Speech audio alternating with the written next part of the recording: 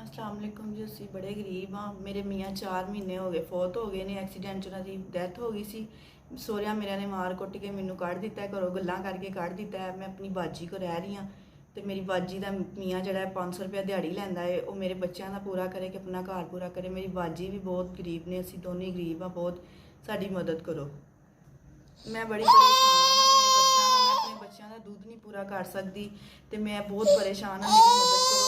मैं अपने बच्चों, मेरे बच्चे छोटे छोटे ने, मैं कुछ नहीं कर सकती। मैं एक कपड़े तक नहीं बना रही। सुबाई दी है असं अपने बच्चों का कुछ नहीं बनाया।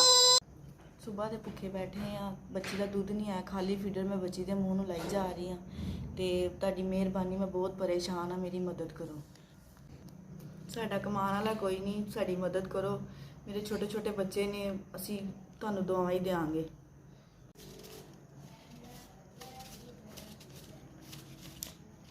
SVS असी सानू 5000 रुपये दिता। अल्लाह तुहानू सेहत तंदुरुस्ती देवे, तुहाडे रिज़्क च बरकत पावे। बहुत मेहरबानी, बहुत बहुत शुक्रिया। अल्लाह तुहानू जिंदगी तंदुरुस्ती देवे। SVS तुसी माड़ियां दा साहस करदे हो, अल्लाह तुहानू बहुता देवे, अल्लाह तुहानू ज़्यादा देवे, अल्लाह तुहानू तरक्कियां देवे, कामयाबियां देवे। तुसी इंज ही दिंदे रहो लोकां नू।